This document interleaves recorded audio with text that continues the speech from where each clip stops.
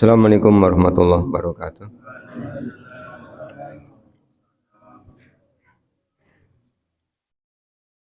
Innal hamdalillah nahmadu wa nasta'inuhu wa nastaghfiruh wa na'udzu billahi min shururi anfusina wa min sayyiati a'malina may yahdihillahu fala mudhillalah wa may yudlil fala hadiyalah. Asyhadu an la ilaha illallah wahdahu la syarika lahu wa anna Muhammadan abduhu wa rasuluh. Allahumma shalli ala Muhammad wa ala ali Muhammad. Bapak dan Ibu yang mudah-mudahan dirahmati oleh Allah.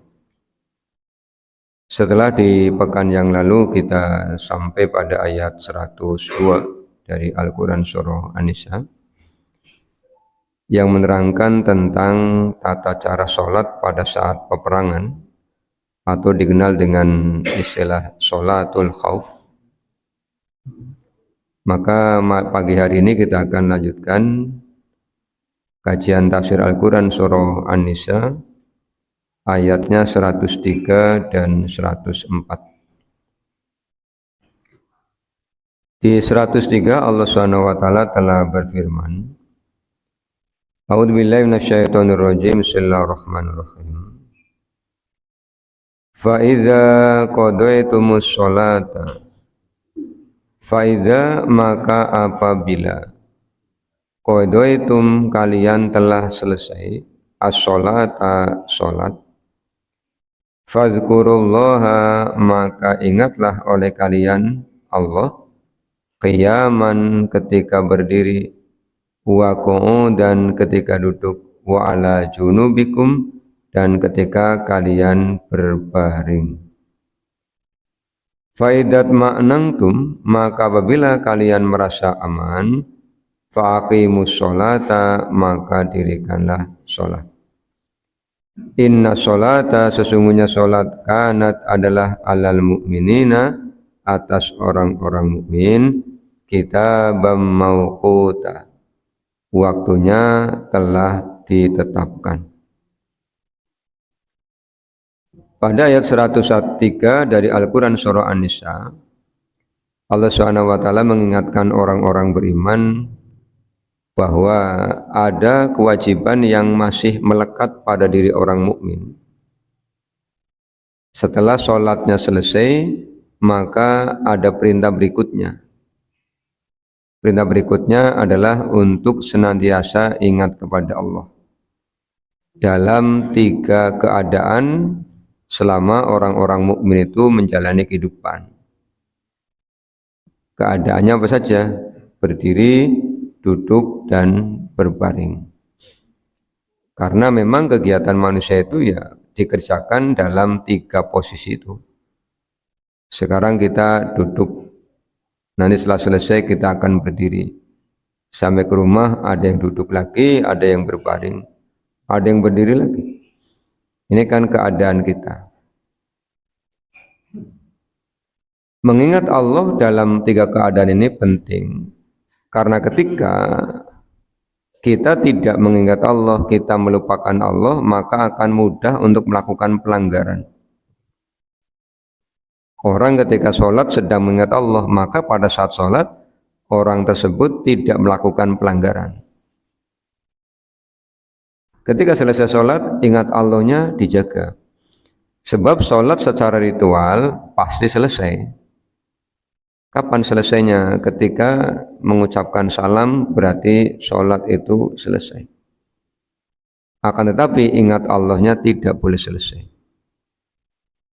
Rasulullah SAW pernah menyampaikan bahwa orang yang sedang mencuri itu tidak beriman.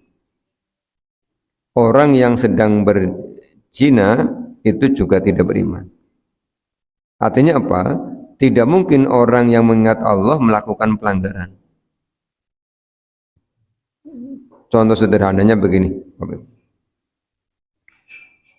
Kalau orang masuk ke dalam masjid awalan, kemudian dia mengambil sunnah tahiyatul masjid, jumlahnya 2 rakaat.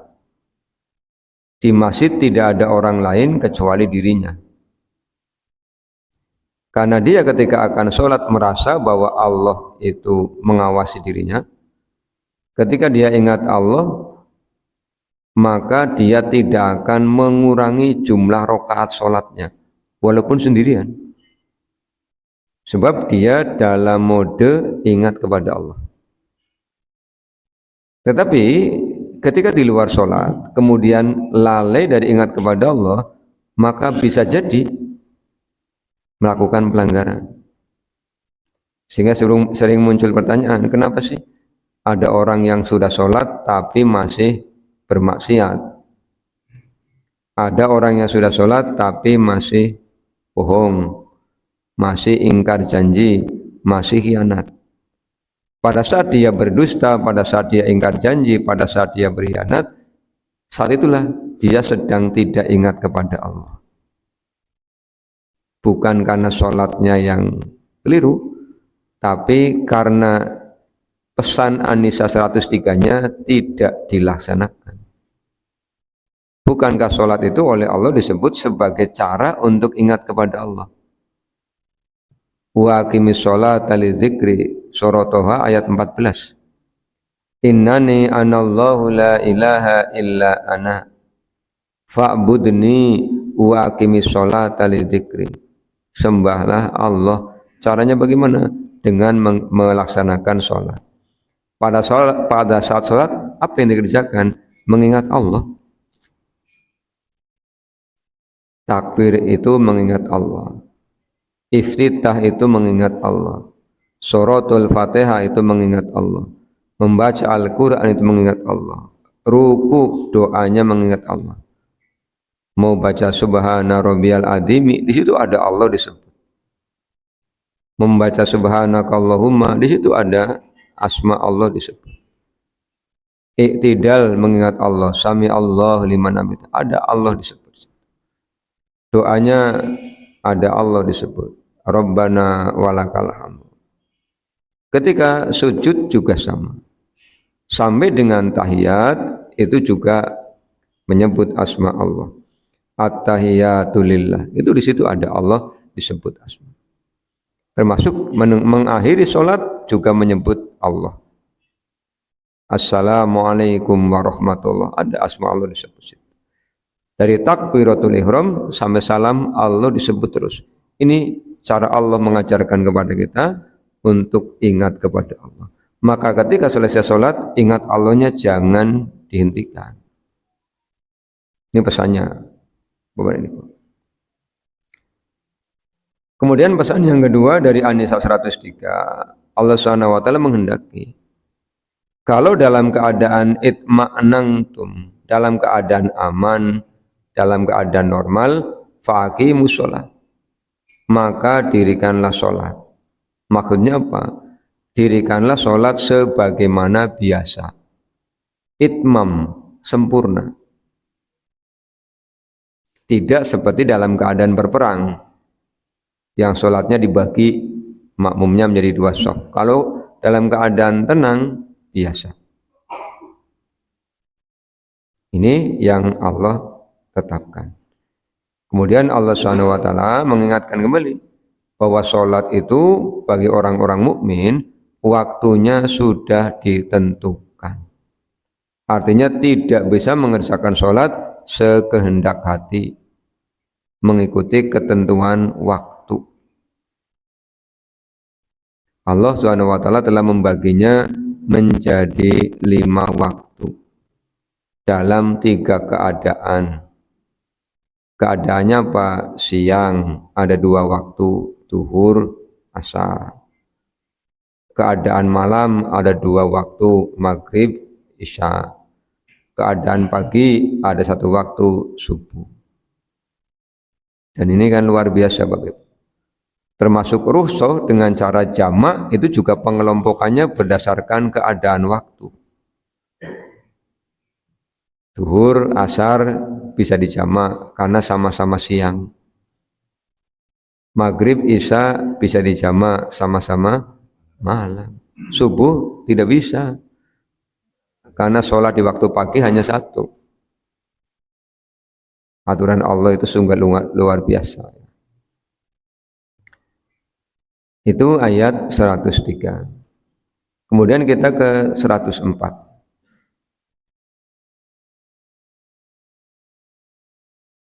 Wala tahinu, dan janganlah kalian merasa lemah fi ibtigha'il qaumi, dalam mengejar mereka.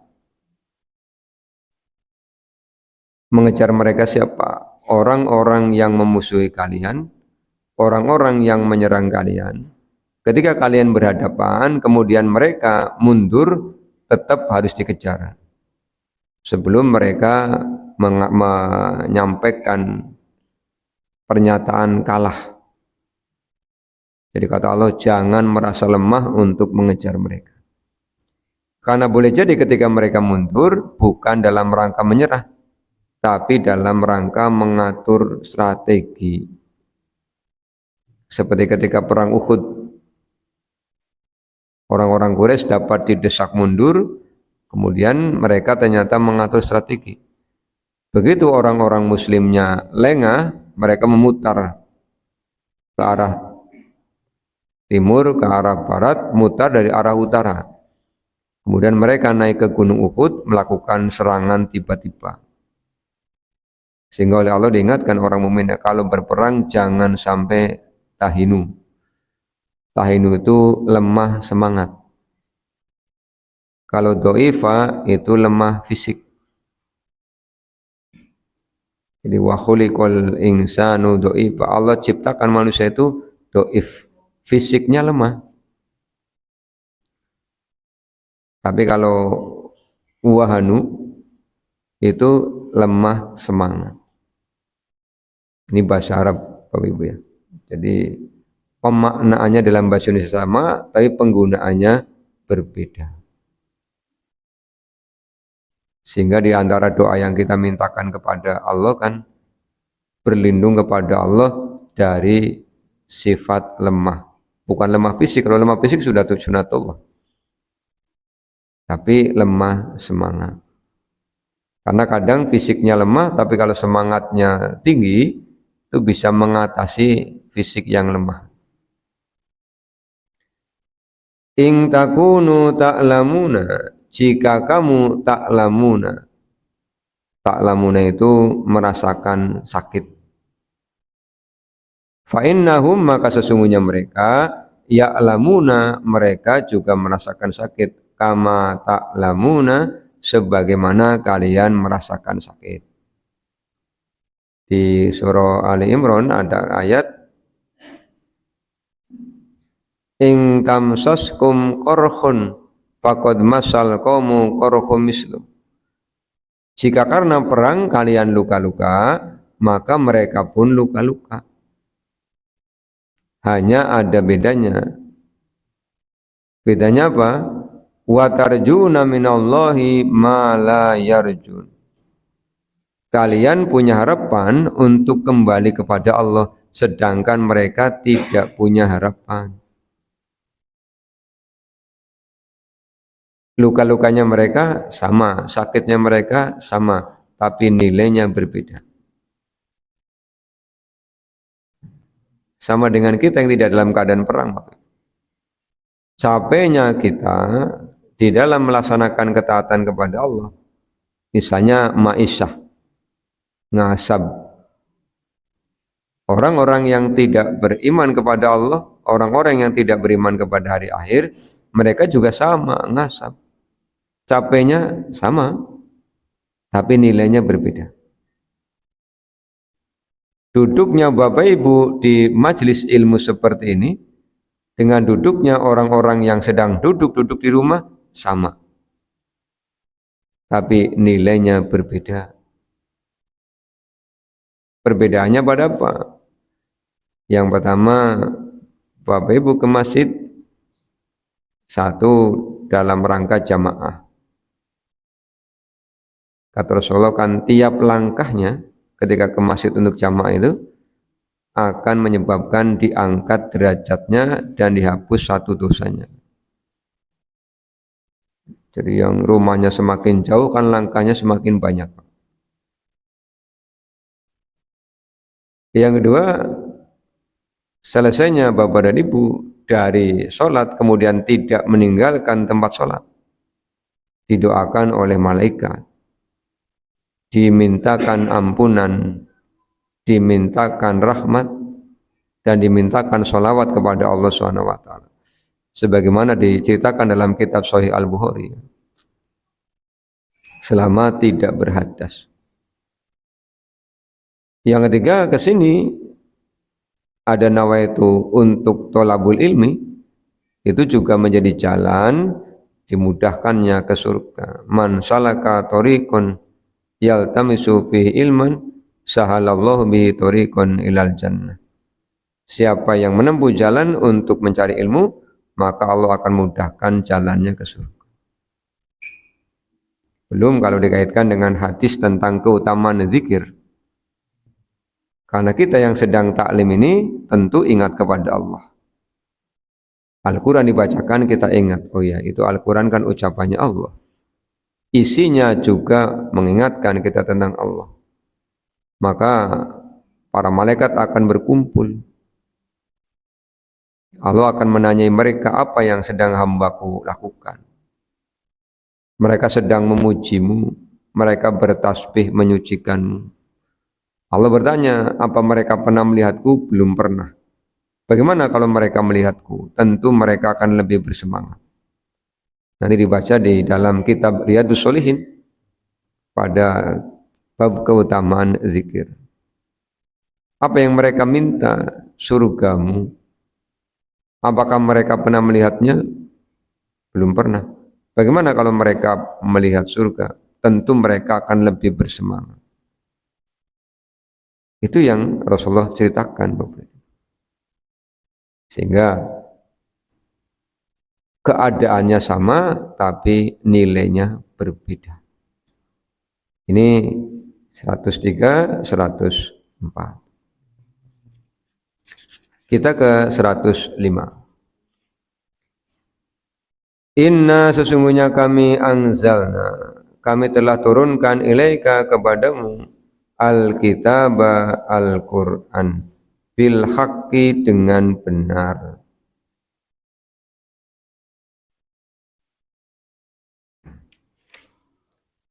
Litahkuma supaya kamu memutuskan bainan nasi di antara manusia bima dengan apa arakallah yang telah Allah wahyukan kepadamu.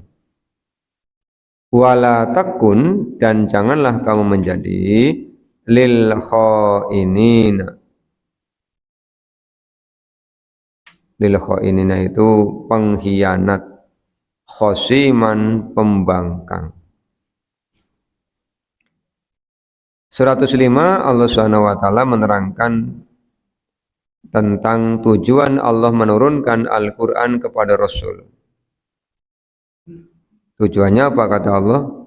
Untuk dijadikan pemutus perkara, litahkuma, sebagai hakim. Karena apa Bapak Ibu? Karena hidup itu adalah persoalan. Jadi kalau ada orang ngeluh, urip kok akeh masalah, ya karena hidup itu masalah. Terus bagaimana Pak? Mati saja, mati juga masalah. Hidup itu ujian, mati juga ujian. Surah Tabarok ayat 2, Al-Mulk ayat 2. Allah menyampaikan alladzi khalaqal mauta wal hayata liyabluwakum ayyukum ahsanu amala. Allah yang telah menciptakan kematian, Allah yang telah menciptakan kehidupan. Kedua-duanya adalah ujian, liyabluwakum. Diuji. Lah karena hidup itu masalah, maka perlu ada, dibutuhkan sebagai pemecah masalah. Pemecah masalahnya apa? Al-Quran. Saya contohkan Bapak Ibu ya. Allah Subhanahu wa taala telah menciptakan kita manusia punya fitrah, punya bakat itu lapar. Orang sehebat apapun badannya, tidak makan Pak Bu, sehari semalam pasti lapar. Orang gagahnya kayak apa pun, gantengnya lah, orang kira-kira lah. Pasti kalau tidak makan lapar. Lah karena punya fitrah lapar, kan masalahnya. Bagaimana rasa lapar itu akan dapat diantisipasi? Ya suruh makan. Maka Al-Quran memberikan perintah kita disuruh makan. Muncullah Al-Baqarah 168, Al-Quran surah An-Nahl 114, Al-Quran surah Al-A'raf 31. Allah nyuruh nih kepada kita. Ya ayuhan nasu kulu mimma fil ardi halalan thayyibah. Kata Allah, wahai manusia, makanlah oleh kalian yang sudah Allah siapkan di bumi. Yang seperti apa? Halalan. Halal. Halal itu apa sih? Diperbolehkan oleh Allah. Diperbolehkan oleh Rasul. Dan istimewanya, Allah tidak menyebutkan poin-poin jenis-jenis yang halal itu, Bapak. Karena jumlahnya sangat banyak. Maka Allah menyebutkan yang tidak boleh. Karena yang tidak boleh jumlahnya lebih sedikit. Di Al-Maidah ayat 1 Allah menyampaikan, Ya ayyuhalladzina amanu aufu bil uqud. Wahai orang-orang yang beriman, penuhi janji-janji kalian. Uhillat lakum bahimatul an'ami illa ma yutla alaikum ghairu mukhillis syaiti wa antum hurum. Innallaha yahkumu ma yurid. Telah dihalalkan untuk kalian bahimatul an'am, binatang ternak. Semua binatang ternak itu dihalalkan untuk kalian, kecuali yang akan aku bacakan. Turunlah Al-Maidah ayat 3. Allah kan udah janji nih, semuanya dihalalkan, tapi nanti ada yang akan diharamkan. Tidak banyak, hanya 10 jenis. Khurrimat alaikumul maitatu waddamu walahmul hinziri wa ma uhilla li ghairillah. Diharamkan untuk kalian nih. Tak tunjukkan yang haram apa saja. Yang pertama al-maitah, bangkai. Apa sih bangkai itu? Binatang yang harusnya disembelih tidak disembelih, maka menjadi bangkai. Ayam nih dipendung mati, ya bangkai. Makanya muncul penjelasan lebih rinci. Wal munkhaniqatu wal mauqudatu wal wannatihatu wal mutaraddiyatu. Itu Allah terangkan. Ada yang dipukul, ada yang ditanduk, ada yang tercekik, ada yang terjatuh. Ini semua masuk kriteria maitah, bangkai. Tapi ada binatang-binatang yang tidak perlu disembelih. Makanya dalam tanda kutip, semua bangkai itu haram kecuali ikan dan belalang. Dalam tanda kutip, Bapak Ibu ya. Karena Pak ikan tidak perlu disembelih. Kalau ikan disembelih, betapa beratnya ibu-ibu kalau mau mepes ikan teri. Sakilo pirang ewu ekor Pak, nyembelih keprimen. Ladinge karo iwake gede ladinge. Padahal lebih mudah.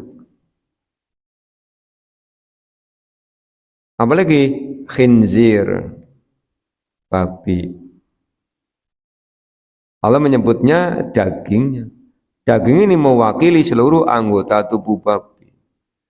Tulangnya, kulitnya, bulunya, semuanya jangan dimakan. Kenapa tidak boleh, Pak? Ya Allah yang melarang. Sebagai ujian. Apalagi darah yang mengalir. Waddamu damam masfuhan, darah yang begitu kambing dipotong itu kan darahnya keluar, itu haram. Darahnya yang keluar itu haram. Wa ma uhilla li ghairillah, dan apa yang disembelih untuk selain Allah. Maka Allah menghendaki ketika menyembelih binatang ternak, jangan lupa sebut asma Allah. Bismillahi Allahu Akbar. Bagaimana kalau motongnya pakai mesin, Pak?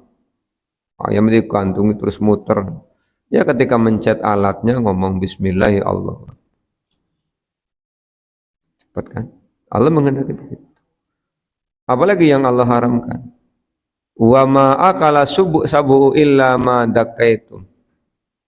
Binatang yang diterkam oleh binatang buas tanpa sempat kalian sembelih. Punya kucing, punya ayam. Kucingnya nyaplok ayam. Ini caplok gulune.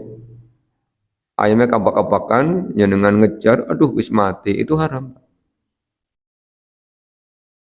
Ya. Wa ma dubiha 'alan nusubi. Sesaji sajen itu haram. Sajen sing mangsa wong sejen karena sajen. Jangan dimakan. Sesaji sudah haram karena musyrik, maka yang disajikan itu menjadi haram. Hanya 10 yang Allah terangkan dalam Al-Quran. Kemudian di hadis muncul lagi tambahan, bertaring dan berkuku tajam. Ya. Bertaring dan berkuku tajam itu berarti hewan-hewan karnivora. Kucing itu bertaring, berkuku tajam. Kucing gue macan cilik. Lengge pada persis mung beda ukuran. Aslinya kucing itu makannya ya daging wong karnivora. Perkara sekarang kucing mangane sega, wis sing salah majikane.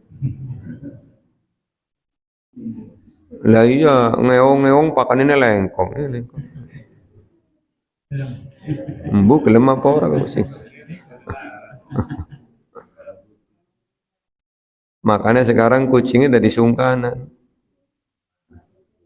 Males. Ngeli gari ngeong majikane metu srog metu pakanane. Par pakane ngleleng bae. Ora gelem ngasap kucing. Jadi yang ada wong lanang lelang-leleng kayak kucing. Lah ora gelem ngasap lelang-leleng bae. Ngong ngelih ngeong maning pakani maning wareg leleng maning. Kucing apa ya ora gelem ngasap. Ya, kalau pangsi unta kan lain ya Pak. Ini yang masih muda-muda terus gabutan Bapak Ibu.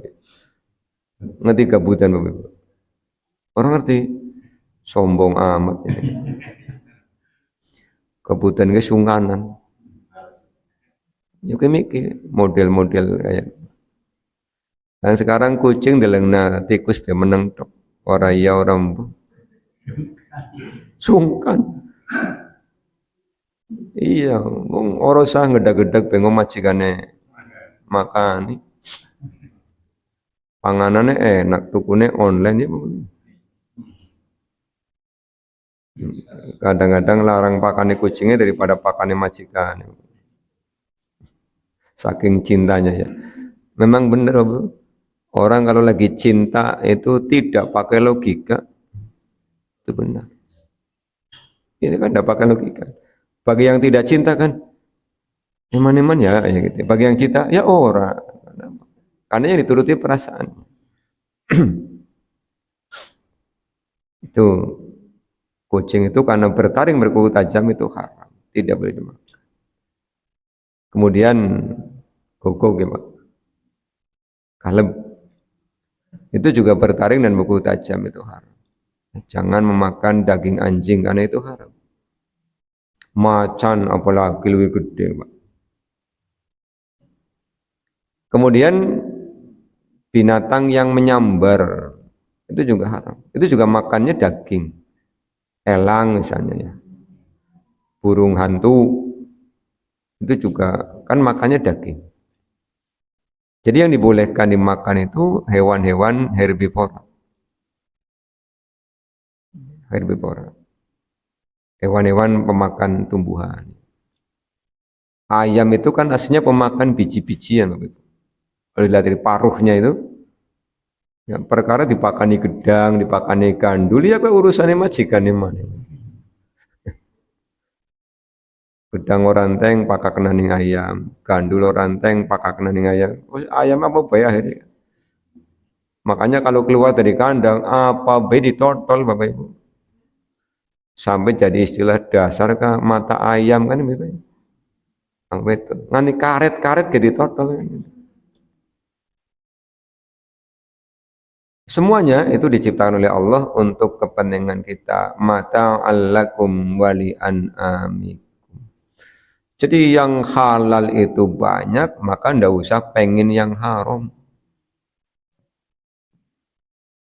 Sudah selesai makan kenyang. Persoalan selesai? Selesai.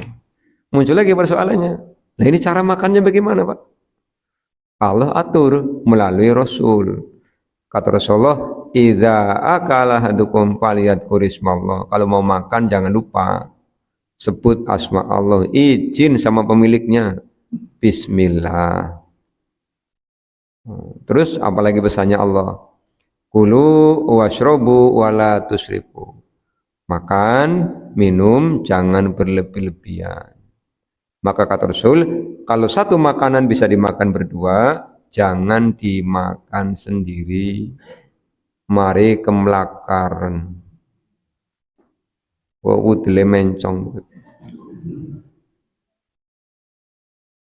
Ngoplang-ngoplang, napa Pak? Waregen. Kising aneh. Wong wareg wetenge jirone kan yuk dicidhuki jabane. Nyukut irus saciduk kok ibune saciduk. Lah kayak kepriman urusane, Pak. Itu kayak zaman kecil. Napa? Kebelet. Ngesak watu. Siapa hubungannya kebelet ngesak watu? Tapi waktu kecil nurut Bapak Ibu. Ngandel begitu ya. Wong sing kebelet wetenge kon ngesak watu. Aja ngesak watu, kagen mana ning WC kan itu ya. Terus apalagi caranya? Kata Rasulullah, kulu washrobu biyaminihi wala ta'kulu wala tashrobu bisimalihi. Fa inna syaitona ya'kulu washrobu bisimalihi. Makanlah, minumlah dengan tangan kanan. Jangan makan dan minum dengan tangan kiri. Karena setan makan dan minum dengan tangan kiri. Itu perintahnya Rasul. Jadi makan itu ibadah. Ada perintahnya, ada tata caranya. Ambillah yang dekat. Protes. Sing parek sambel pimen Pak. Ya umpan. Kue len. Sing kaya ayam goreng mene. Umpan, jualan sambel ya, sambel mana? Karena betul Bu, kalau kita mengambil makanan yang jauh, kue dadi ana sayur asam rasa kerudung. Nah kerudungnya mancing wadah yang sayur kan. Jadi ana sayur asam rasa kerudung. Jadi luar biasa sekali, indahnya aturan Allah Subhanahu wa taala. Makannya pelan, maka dalam ilmu biologi disuruh kunyah 32 kali. Kuwi biasanya anggar lagi kelingan. Anggar lagi ngeli keliwat ya boro-boro 32. Apalagi sing dimakan itu bubur sumsum ya ora 32 Bapak. Ora dikunyah langsung melayu dhewe kan. Selesai jangan lupa bersyukur kepada Allah. Alhamdulillah. Kadang-kadang alhamdulillahnya hanya kalau antop ya Bapak Ibu ya. Anggar alhamdulillah. Anggar ya ora alhamdulillah. Kita tuh memang kebangetan kan Pak Bu. Makanannya milik Allah. Makannya diajari caranya. Sudah kenyang kelalen. Yang lebih gawat lagi itu begitu tadi lapar lemes ora kira-kira, begitu kenyang malah maksiat. Ini kan ya pelanggaran. Itu contoh Al-Quran diturunkan sebagai pemutus perkara. Contoh yang kedua, Bapak Ibu. Manusia itu kan punya bakat mencintai lawan jenis. Zuyyina lin-nasi hubbus syahwati minan nisa'i. Anak laki-lakinya matur panjenengan, Pak, aku seneng fulana. Oh, iya, siap. Siap primin, Pak. Oh, Bapak tak kemana? Kon melu ya. Kenal durung sih? Durung, Pak. Si ketemu ning ndi? Mau liwat kleyab kayak yang cocok kayak kowe. Ya sudah kita ke sana, ta'aruf. Ke sana ternyata keluarganya wanitanya setuju, ya sudah. Minggu depan kita kesini lagi, Pak. Apa? Khitbah. Ini solusi Al-Quran. Lamar. Selang lamar terus rundingan pimen ke nikah kapan? Suwe-suwe minggu ngarep cepet nemen. Iya aja suwe-suwe. Resepsi kok umpul-umpul di situ. Yang penting dinikah. Itu rangkaiannya seperti itu. Karena Bapak Ibu yang pernah saya sampaikan ya. Menikah itu kan yang berat adalah tradisi. Yang sunnahnya itu ringan. Mas kawin sesuai kemampuan.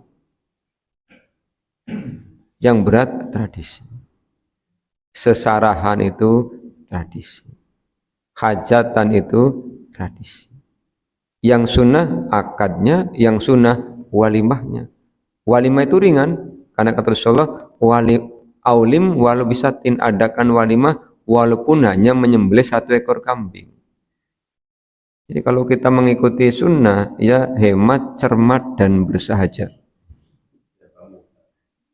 Betul. Ya, untuk nikah biaya berapa? Untuk mas kawin mampunya apa? Cincin, Pak. Emas apa? Perak apa? Dari besi? Idih, cincin dari besi kan. Emas lah. 3 gram anggaran emas murni kan ya lumayan. Lagi 2,5 ya. 7,5. Terus walimah, nyembelih kambing aja 1. Sidik kok Pak, dimasak kuahnya yang banyak. Nanti orang diundang makan bersama. Sudah, paling-paling geger Pak. Kayak model apa mah ini kayak Bapak. Diketawain orang mungkin, karena Pak dianggap aneh. Tapi itu yang sebenarnya dicontohkan oleh Rasulullah. Rasul ketika menikahi istri beliau yang terakhir, Sofiyah binti Huwai al-Akhtab, beliau walimah, itu hidangannya apa? Korma, roti sawik, minyak samin. Ini menikahnya pulang perang, Pak. Jadi para sahabat diundang ke tendanya Rasul, mereka makan minum selesai. Itu walimah. Jadi sederhana sekali. Makanya bagi saya yang tidak punya duit, Bapak, ketika mendengar orang menyelenggarakan pernikahan habisnya ratusan juta, itu saya hanya termangu dan termenung. Yang orang ada duit ini termangu dan termenung. Iya. Itu pilihan sih. Orang hidup kan memilih ya. Kalau prinsip saya itu kita mengeluarkan harta supaya ada nilainya. Nilainya dari siapa? Dari Allah SWT. Jangan sampai ketika nanti kita menghadap Allah, kemudian kita mengatakan halaktu malal lubada. Celakalah aku karena aku telah menghabiskan banyak harta. Tapi ternyata tidak ada nilainya. Apalagi menyelenggarakan kegiatan seperti itu bukan karena Allah, tapi karena malu. Orang enak masa kelasnya begini, hajatannya kayak ketok kan begitu. Itu kan bukan karena Allah SWT. Hati-hati sekali ya. Jadi kita hidup itu ada pertanggungjawaban. Itu contoh-contohnya. Yang terakhir pesannya Allah apa? Wala takullil khainina khosima. Jangan berkhianat kepada Allah. Bagaimana berkhianat kepada Allah? Allah yang memberikan nikmat tapi nyembahnya yang lain. Allah yang membuat aturan tapi suka aturan yang lain. Jangan membangkang. Sudah ngaji, sudah dapat banyak informasi dari Allah, tapi orang lakoni, berarti membangkang. Itu penutup Al-Quran Surah An-Nisa ayat yang ke-105. Demikian Bapak Ibu, nanti lanjutkan insya Allah pekan yang akan datang. Kita tutup dengan doa kafatul majlis. Subhanakallahumma bihamdika asyhadu an la ilaha illa anta astaghfiruka wa atubu ilaika. Assalamualaikum warahmatullahi wabarakatuh.